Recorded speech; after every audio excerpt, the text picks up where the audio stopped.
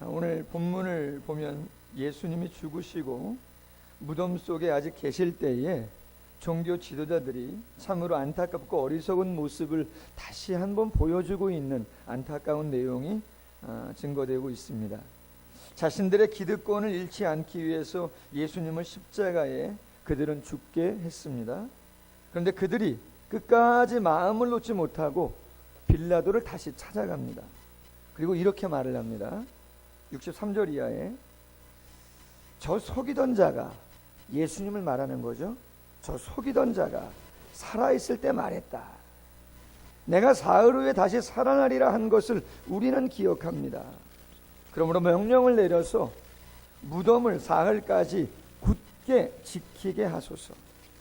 그의 제자들이 와서 시체를 도적질하여 가고 백성들에게 그가 죽은 자 가운데서 살아났다고 한다면 후의 속임이 전보다 더 클까 하나이다. 그렇게 이야기를 합니다. 빌라도가 말합니다. 65절에 너희가 경비병이 있으니 가서 힘대로, 너희가 힘에 닿는 대로 힘써 지켜라. 그렇게 말을 합니다. 이에 대제사장과 바리새인들이 자신들이 동원할 수 있는 많은 경비병을 동원하고 무덤에 가서 돌을 인봉하고 굳게 지킵니다. 마가복음 16장 4절에 보니까 예수님의 무덤을 막았던 그 돌의 크기가 얼마나 크냐면 이렇게 표현됩니다. 그 돌이 심히 크더라. 그렇게 돼 있어요. 무덤을 막는 돌이 심히 크더라. 그렇게 되어 있단 말이죠. 인봉을 했다. 무슨 말인가? 굴을 파고 시체를 놓죠. 큰 돌을 막아요. 그리고 아주 큰 두꺼운 밧줄로 그 돌을 동여맵니다. 그리고 말뚝에 박아버리죠. 꼼짝도 못하도록. 그 돌 자체도 어마어마하지만 두꺼운 밧줄로 꽁꽁 매고 박아버린다는 것이죠. 그리고 끝하고 중간중간에 흙이나 밀랍으로 이렇게 굳어지게 만들어버리는 거예요. 그리고 거기다가 표시를 해요. 도장을 찍는 거예요. 혹시라도 조금이라도 움직임이 있으면 표시가 나도록 누구도 손을 못 대게 그렇게 만들어 버리는 것이죠. 그러나 우리가 말씀을 통해서 아는 것처럼 주님은 죽으시고 사흘 만에 다시 살아나신 줄로 믿습니다. 천사의 말이 28장 6절에 그가 여기 계시지 않고 그가 말씀하신 대로 살아나셨느니라. 와서 그가 누우셨던 곳을 보라. 그렇게 말씀하고 계신 줄로 믿습니다. 저는 오늘 말씀을 묵상하면서 설교 제목을 그 무엇도 막을 수 없는 분 이렇게 지었어요. 그 무엇도 막을 수 없는 분, 그가 누구신가? 우리의 주님이신 줄로 믿습니다. 성부, 성자, 성령, 삼위일체 하나님, 바로 그분은 그 무엇도 막을 수 없는 분이시다. 당신이 말씀하시고 이루시고자 하시는 것은 반드시 이루시고, 당신은 그 모든 것을 해결하시고 감당하시면서 반드시 성취하시는 분이시다. 죽음까지도, 무덤까지도 그를 가둘 수 없다는 것이죠. 그러므로 오늘 말씀을 통해서 나누고자 하는 것은 한 가지예요. 하나님을 신뢰하고 담대히 세상을 감당했으면 좋겠다는 것입니다. 목사님 너무 당연한 거 아닙니까? 평이한 말씀 아닙니까? 그러나 여러분 다시 한번 마음에 새기십시오. 우리가 믿는 그 하나님은 누구도 그 무엇도 그분을 막을 수 없고, 그분이 우리를 사랑하시겠다 말씀하시고 우리를 살리겠다 말씀하시고 우리를 축복하겠다 말씀하시면 그대로 성취가 되어지는 것인 줄로 믿습니다. 그것이 부활신앙을 갖고 있는 하나님을 믿는 성도들의 특권이고 능력이 되어야 되는 것인 줄로 믿습니다. 자, 그렇다면 하나님을 막을 수 없는 것들은 무엇이 있는가? 모든 것이지만 우리가 잠깐 한번 생각해 봤으면 좋겠습니다. 과연 하나님에 대해서 막을 수 없었던 것 무엇이었는가? 성경은요, 하나님은 창세기부터 타락한 인간과 인류를 구원하시고자 여자의 후손을 통해서 구원을 계획하시고 성취해 가시는 하나님으로 성경은 하나님을 표현해주고 있습니다. 그리고 그 여자의 후손을 통해 인류를 구원할 하나님은 계획을 하시고 아브라함이라고 하는 사람을 통해서 그 구원 계획을 구체화시키시죠. 아브라함은 메시아의 조상으로 부름을 받습니다. 여러분 아시겠지만 아브라함은 예수님이 태어나기 2100년경 사람입니다. 몇 년 전이요? 2000하고도 100년, 2100년이라고 하는 엄청난 시간 속에서 메시아 전에 메시아의 조상으로 부름을 받습니다. 그리고 2100년이라는 시간 속에서 하나님의 구원 계획은 그대로 성취가 되어졌다는 것이에요. 자, 그런데 그 구속사를 완성하기 위해서 하나님이 인류의 삶 가운데 역사하시고 간섭하신 내용이 구약성경 전체죠. 구약성경 전체입니다. 아담부터 시작해서 예수님이 오시기까지 2100년의 역사. 자, 그런데 하나님이 하시고자 하시는 그 계획에 방해되어지는 것들이 성경에 또한 가득 채워져 있습니다. 하나님의 구원 계획을 막으려고, 가로막으려고, 방해하려고 했던 수많은 일들이 성경에 가득 채워져 있다는 거예요. 그것은 사람이기도 하고, 그것은 상황이기도 하고, 때로는 한 제국이기도 하고 황제이기도 하더라는 것이죠. 너무나 많은 부정적이고 장애가 될 만한 것들이 성경에 가득 차 있습니다. 그러나 그 어느 것 하나, 그 순간은 어마어마해서 도저히 하나님의 구속사는 이루어질 것 같지 않고 끊길 것 같지만 그 무엇도 하나님의 구속의 경륜을 막아서지는 못한 줄로 믿습니다. 여러분, 아브라함이 믿음의 조상으로 부름을 받았어요. 근데 아브라함의 고향은 갈대아 우르라고 하는 곳이죠. 메소포타미아의 문명이 발생된 곳이기도 한데 그곳은 문명이 발달되었지만 엄청난 우상이 들끓는 곳이기도 합니다. 전승에 의하면, 탈무드에 의하면 우리가 아는 것처럼 아브라함의 아버지는 데라인데 데라의 직업이 뭐냐? 석공이에요. 그럼 무엇을 만드는 사람이냐? 우상을 조각해서 그 신상들을 팔고 점을 치는 도구들을 만들면서 생계를 유지했던 사람이에요. 불심이 많은, 불자가 있는, 내 아버지가 중이라고 한다면 여러분, 그 사람이 목사가 되고 주의 일을 감당하는 게 쉽겠습니까? 어렵겠습니까? 그거는요 너무 어려운 거죠. 그런데 하나님이 아이러니하게도 아브라함을, 그런 배경에 있는, 집안의 배경에 있는 아브라함을 하나님의 믿음의 조상으로 택했다는 것이죠. 놀랍죠. 여러분, 야곱은 어떤 사람입니까? 야곱은 우리가 잘 아는 것처럼 욕심장이에, 거짓말장이에 늘 그렇게 삶을 살아갔던 사람이에요. 어떻게 보면 인격에 장애가 있는 사람이죠.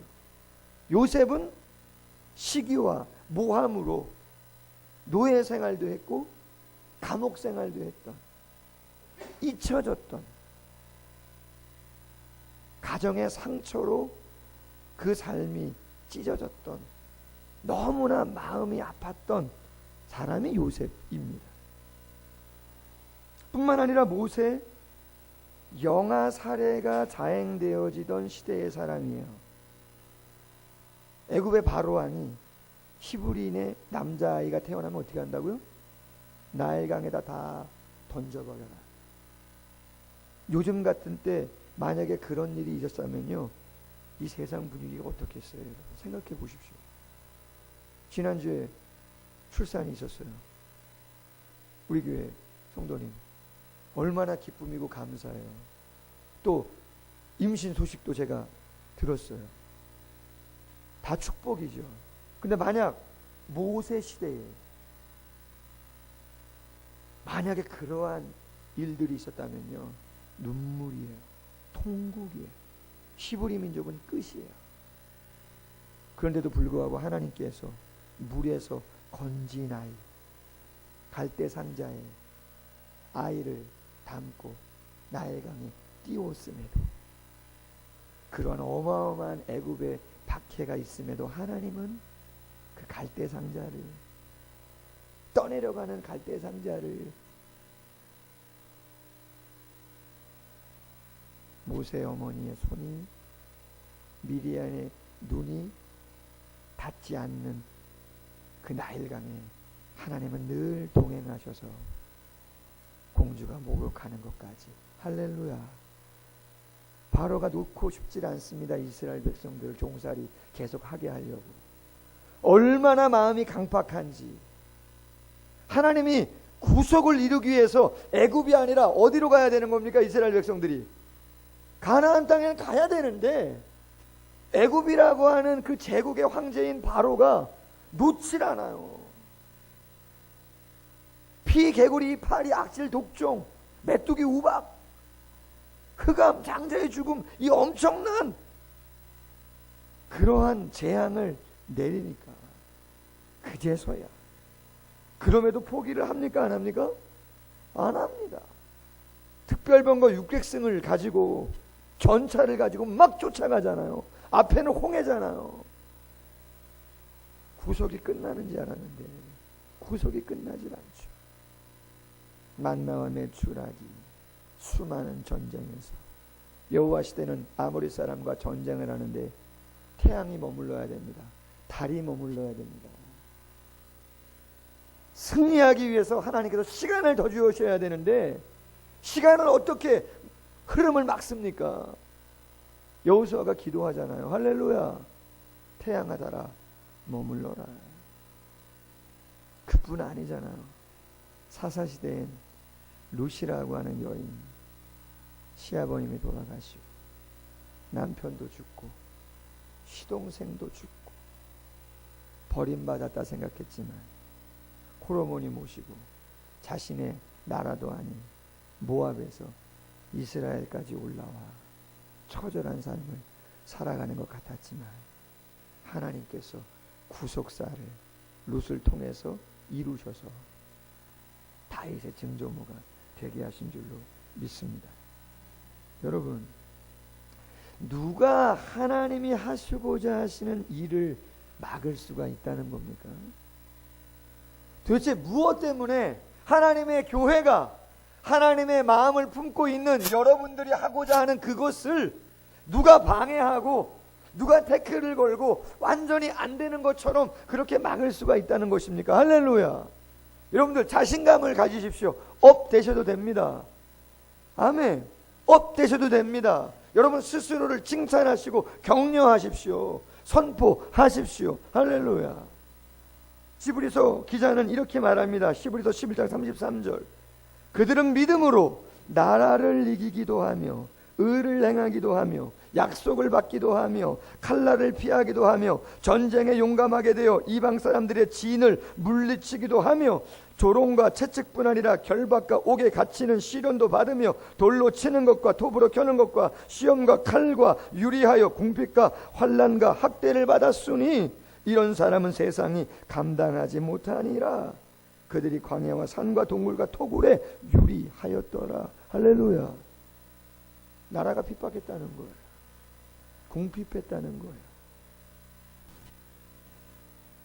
그럼에도 불구하고 그들은 세상 감당할 수 없었다. 그들의 믿음과 애씀도 대단하지만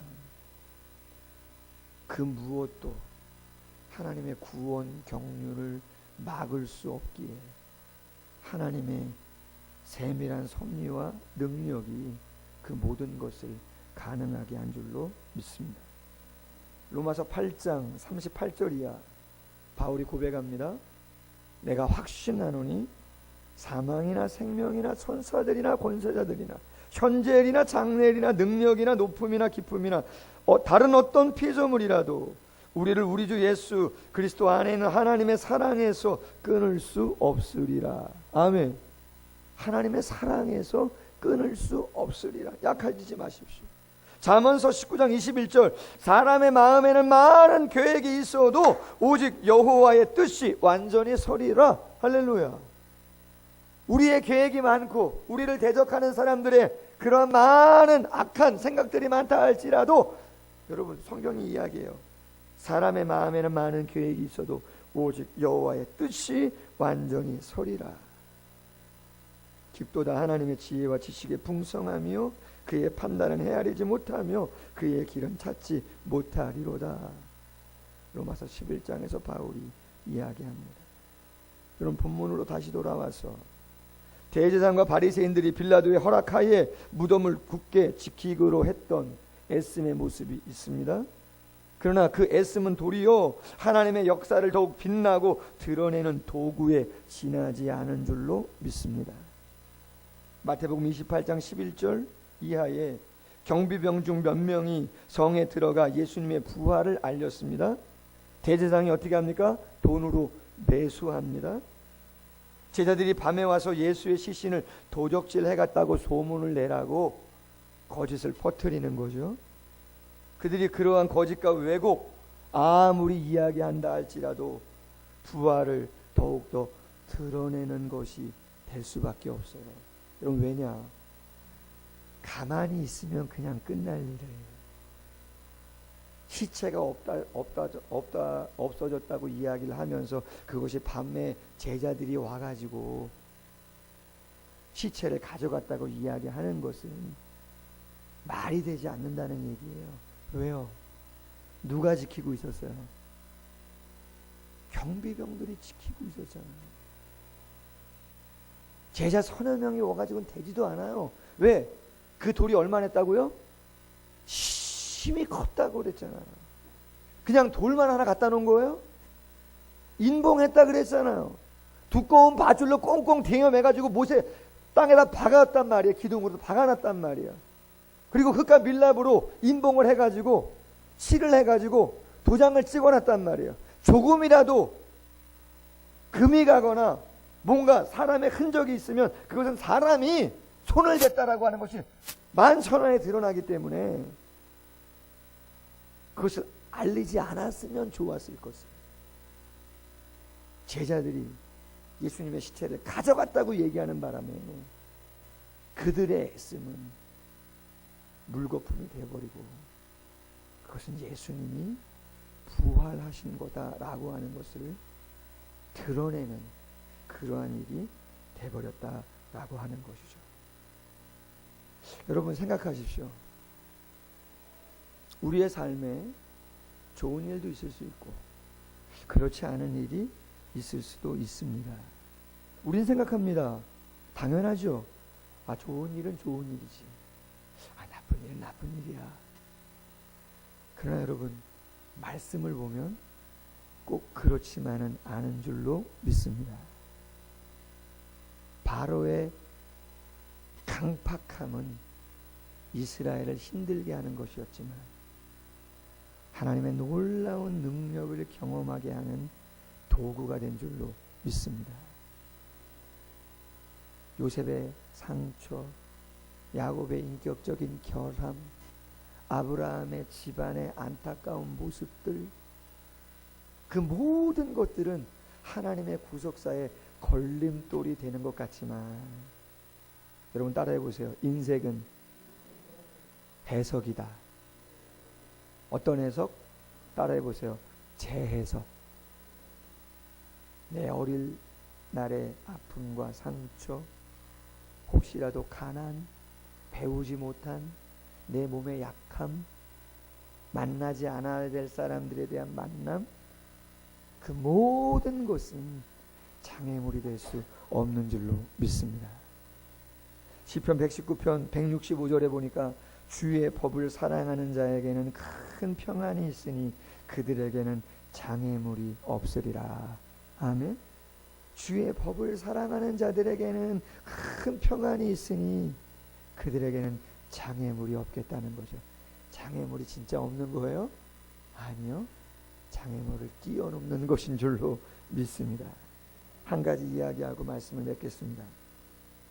1930년대 초에 미국은 심각한 대공황을 겪었다고 합니다. 어느 날 클레어린스라고 하는 목사님이 공장이 밀집된 지역의 한 흑인 교회를 방문했습니다. 그 교회의 신자들은 대부분 극빈자들이었고 60% 이상이 실직을 당한 상태였다고 합니다. 그런데 희한하게 교인들이 부르는 찬송이 너무나 힘이 있어요. 할렐루야. 오늘 할렐루야. 힘이 있어. 기쁨이 있단 말이죠. 반전이잖아요. 절망의 빛을 표정에서 찾을 수가 없어요. 그래서 클레어린스 목사님이 설교를 중단하고 교인들에게 물었어요. 아니, 지금은 대공황이 아닙니까? 도무지 희망이 없어 보이는데, 실업자는 계속 증가하고 있는데 여러분은 무엇이 그렇게 도대체 즐거운 겁니까? 목사님이 이해가 안 가는 거예요. 할렐루야. 어떻게? 그때 한 교인이 자리에서 벌떡 일어나 밝은 표정으로 이렇게 이야기했다는 거죠. 우리는 지금 예수 그리스도를 노래하고 있습니다. 예수 그리스도가 우리의 곁에 계시다는 그 사실 한 가지 최고의 희망입니다. 할렐루야. 예수님을 노래하고 있습니다. 무덤에 머물러 있을 수 없는, 죽음에 머물러 있을 수 없는 당신이 사랑하는 사람들을 위해서 죽으셨지만 부활해서 영원한 생명을 주시는 그분을 노래하고 있습니다. 우리는 영혼을 생각합니다. 영혼을 믿습니다. 하나님 나라를 믿습니다. 할렐루야. 여러분 60이다가 아닌 줄로 믿습니다. 80이다가 아닌 줄로 믿습니다. 죄송합니다 여러분. 어젯밤에 좀 늦은 시간이에요. 갑자기 전화가 왔어요. 10시 반쯤 넘었어요. 성도님 중에 어르신 한 분인데 그렇게 위독한 상황은 아닌데 병원에 좀 가고 싶은데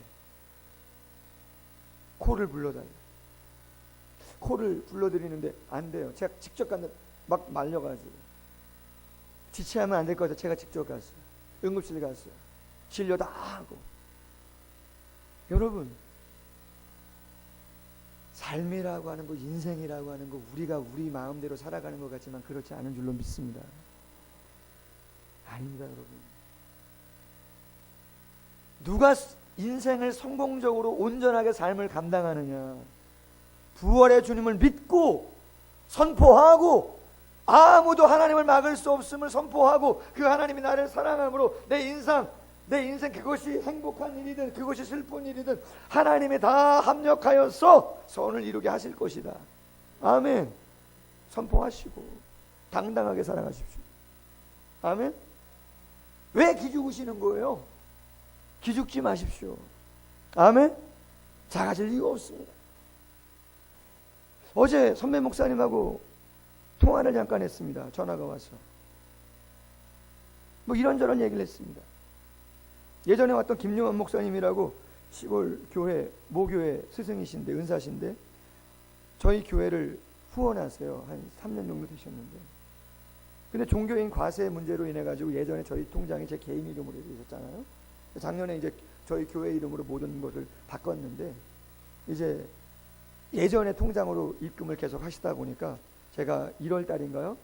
교회 통장으로 이제 입금을 좀 해달라고 모든 후원하는 분들 개인이나 교회나 기관에 다 문자를 놓단 말이죠. 그래서 이제 바뀌었어요. 그런데 목사님 마음으로는 예전에 할 때는 당신 이름이 찍혔는데 교회 이름으로 하다 보니까 무슨 이유인지 모르지만 당신 교회 이름하고 당신 개인 이름이 찍히지가 않더라는 거예요. 저희 교회 통장에 보니까 대한예수교 이거만 찍히는 거예요. 누가 보냈는지 모르겠어요. 모르겠는 거예요.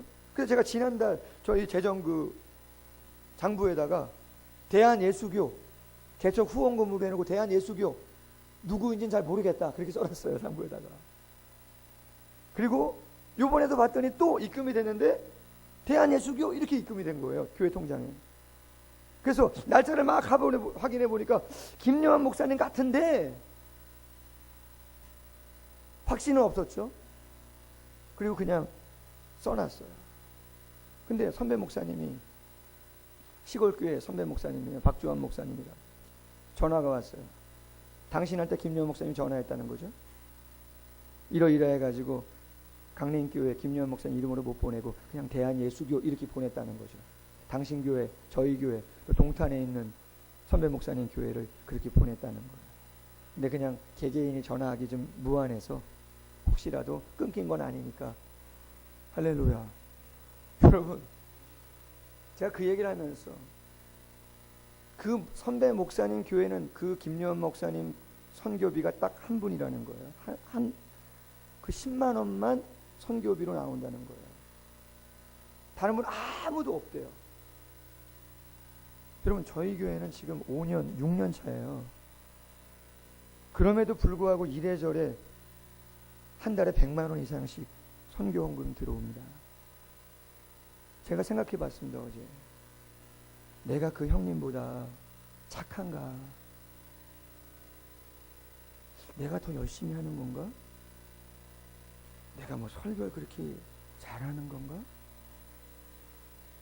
여러분, 그냥 결론은 딱 하나입니다. 그냥 하나님의 교회, 그 규모에 맞게 당신이 알아서 책임지시고 있는 것인 줄로 믿습니다. 다른 거 아무것도 없습니다. 제가 볼 때. 당신이 원하시는, 당신이 사랑하시는 당신의 교회, 제가 뭘 믿고 그렇게 했는지 모르지만 벌려놨잖아요. 할렐루야. 하나님이 알아서 감당해 주시는 것입니다. 아멘.